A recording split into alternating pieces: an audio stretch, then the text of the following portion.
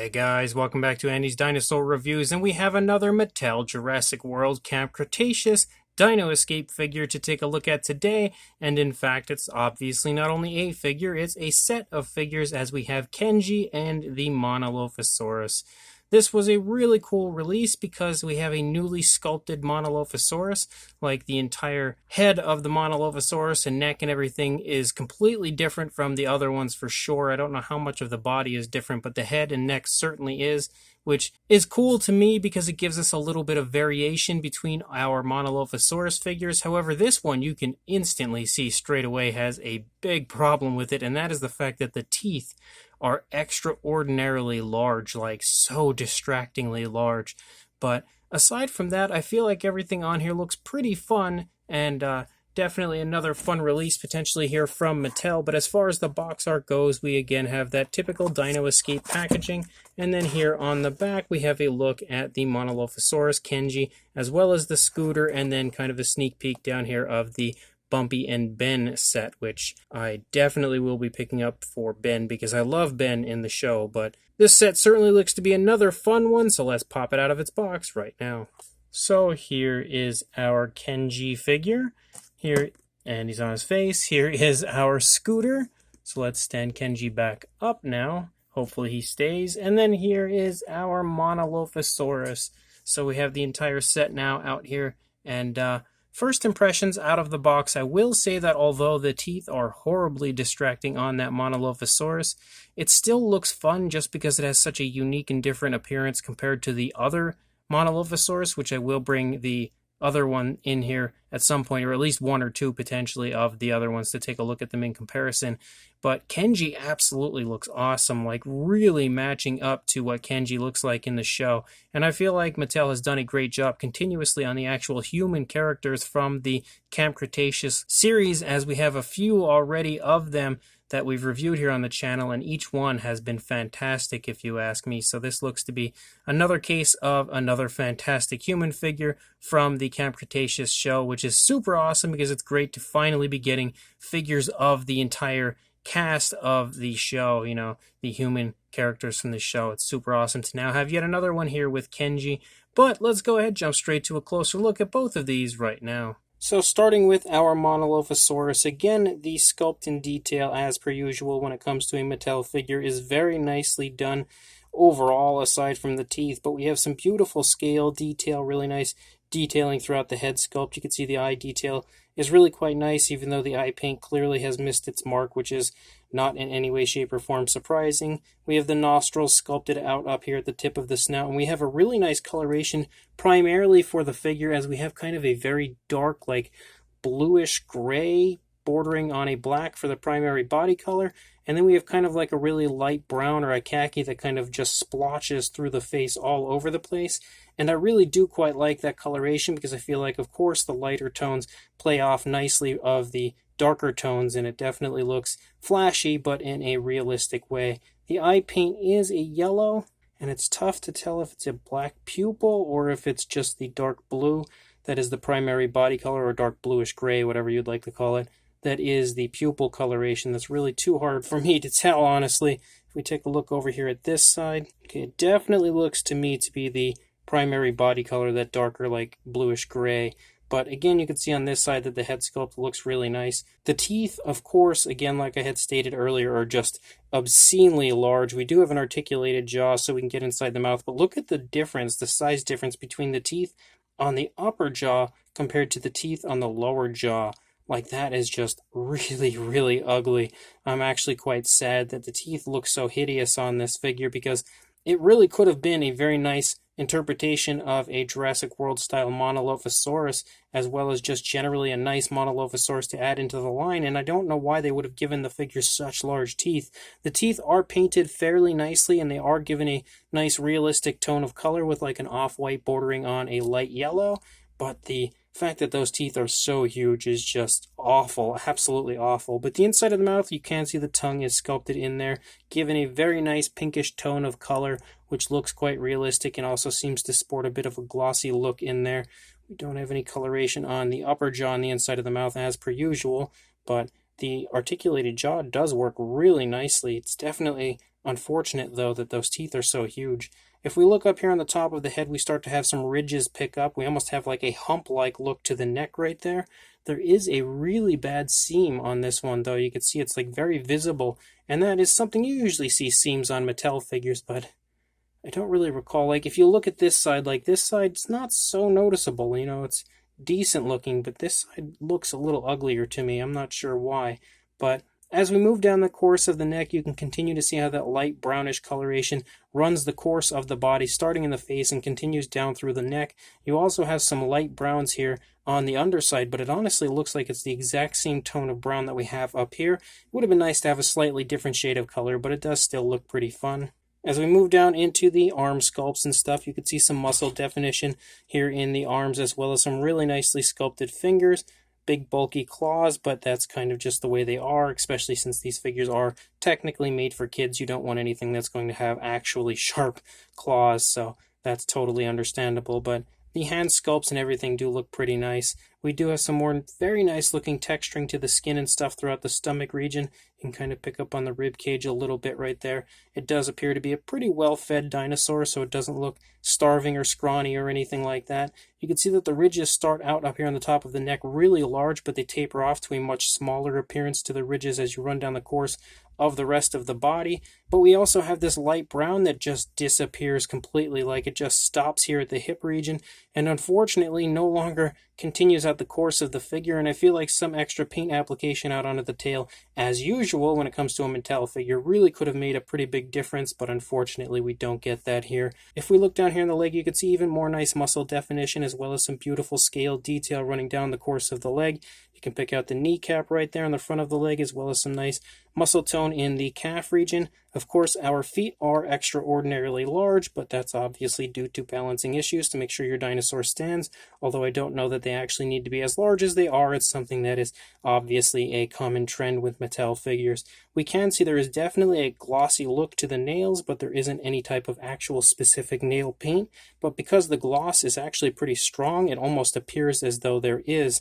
We do have a dew claw as well, but that one doesn't have the glossy look, only the primary 3 toes do. And then we move back up here into the tail. Again, some very nice detailing as far as like the texturing to the skin and stuff. You can see that light brown stops right here, and we have absolutely no paint out onto the tail at all.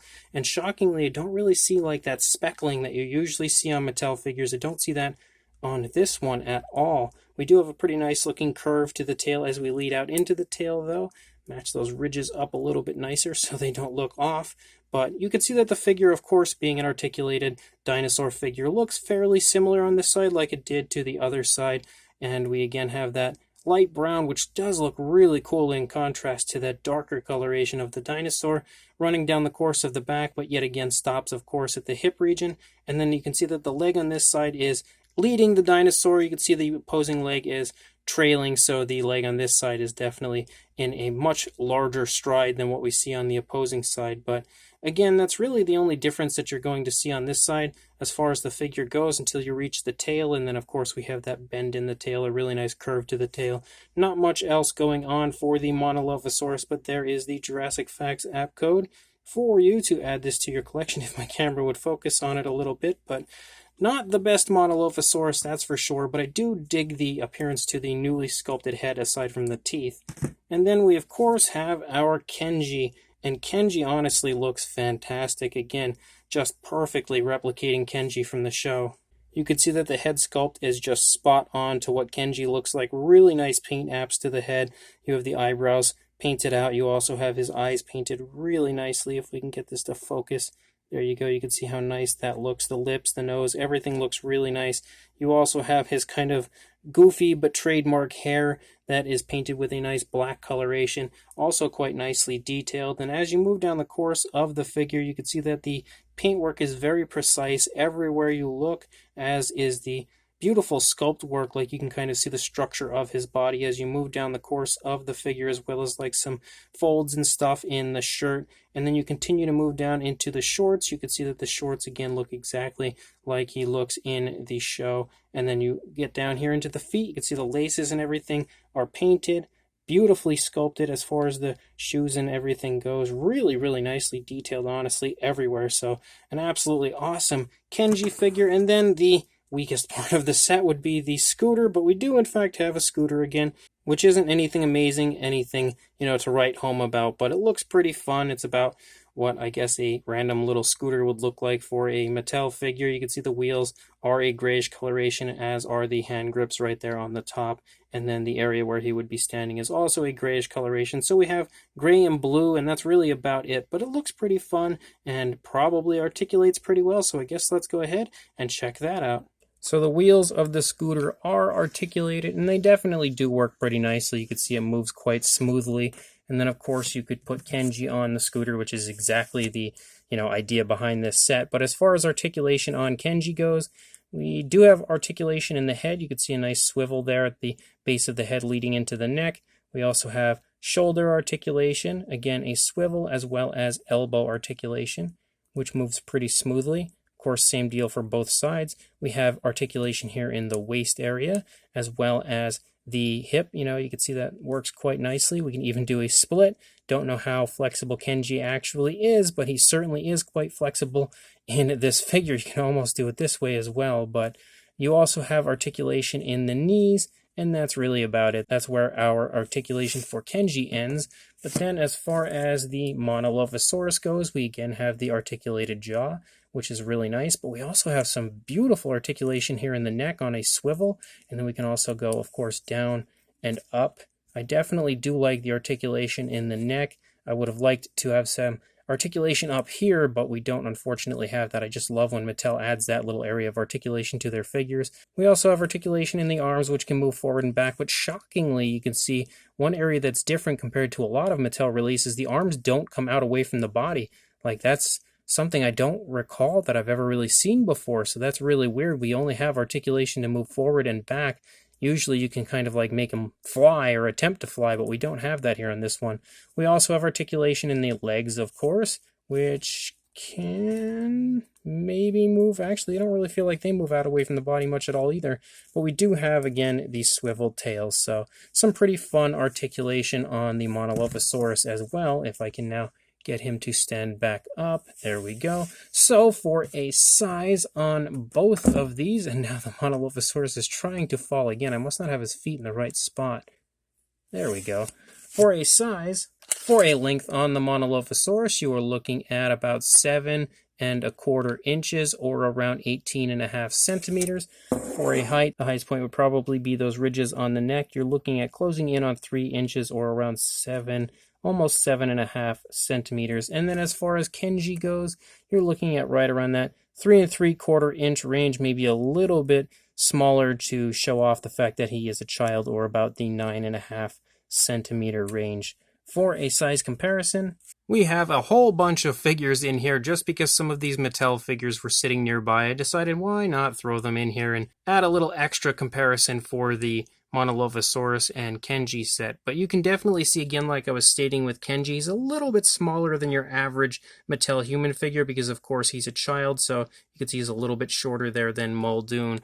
But the Monolophosaurus falls right in the same size range as pretty much all of those standard, Savage Strike Attack Pack size figures go. Fits right in there with the rest of them. And then for another comparison, here are a few of the other Monolophosaurus figures from the Mattel line. And you can see straight away, again, what I'm talking about, where, of course, we have a very different appearance for the head and neck, as well as that kind of like bump on the top of the head sculpt of the Monolophosaurus. It's very different compared to the older ones as far as the newer one goes. But you can also see such a drastic difference when it comes to the teeth. Like, look at the difference between the teeth on the upper jaw of the newer one compared to the older one. The older one looks so much nicer. I really do like this appearance of that area of the newer one, as well as that kind of like bump there in the neck. I do like that as well, which I think just kind of displays the motion and movement of the neck on this one. But the teeth are just horrendous, and you can see such a drastic difference and a much less appealing appearance to the teeth of the newer one compared to the older ones. Definitely sad that they messed the teeth up as bad as they did. Even with this one here, the battle damage version, you can see that those teeth are so much nicer than what we see on the newer one. Hopefully they'll re-release the newer one at some point with a little bit nicer of an appearance to the teeth. Just take the teeth from the old one, put them on the new one. That's all we got to do.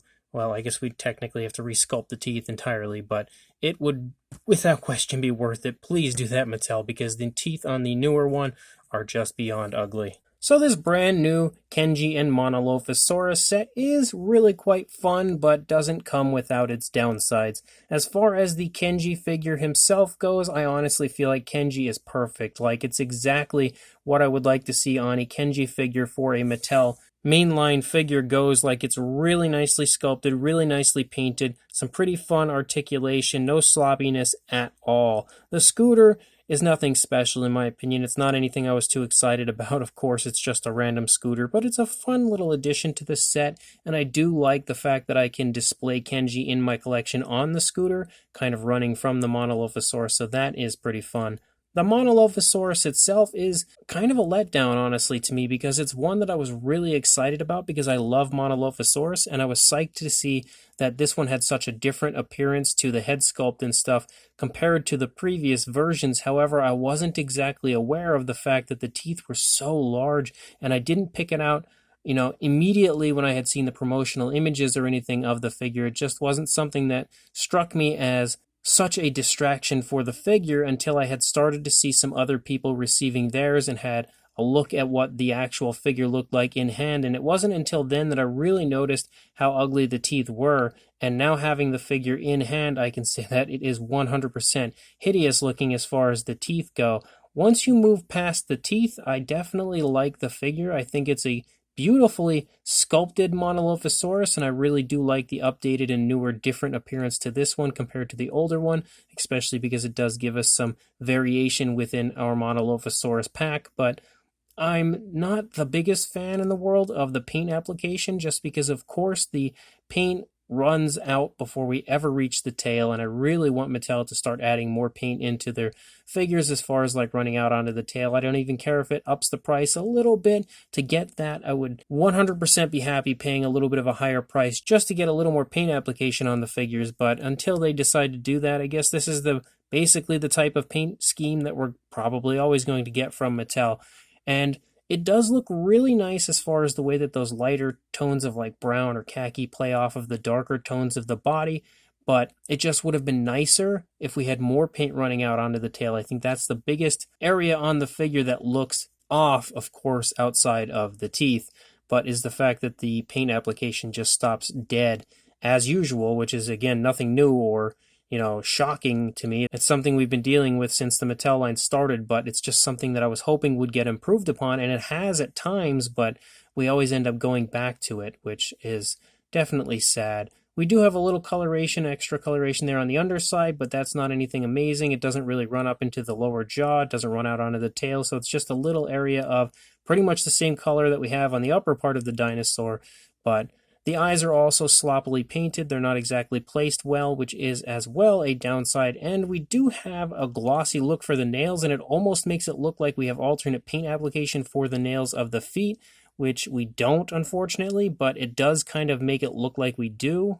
So that is at least a plus, because it kind of makes it look like it has nail paint, which does make the figure look more appealing, but it's kind of littered with problems elsewhere, like the big teeth, the basic and very minor paint application as far as what we have applied. Just, it could have looked nicer, and is probably one of the bigger letdowns as far as the Mattel line goes, because it's one that I was really psyched about, but having it here in hand, those teeth are just so distracting. I cannot get past that area of this Monolophosaurus. But still, if you can look past that area, it's still a really fun release. It's a nice way to get a Kenji figure, because the Kenji figure is awesome, but it's also just in general nice to have a different variation of the Monolophosaurus, even if it isn't as nice as the older ones were. So if you are interested in this, I will include a link in the description to where you can purchase this on Amazon.com. I don't know for sure if it's still in stock, but it should hopefully pop back into stock at some point if it is in fact not in stock. So one way or another, check the link in the description and pick this figure up if you can in fact locate it and acquire one. And make sure you like, comment, and subscribe, and I will see you in the next review. Thanks for watching.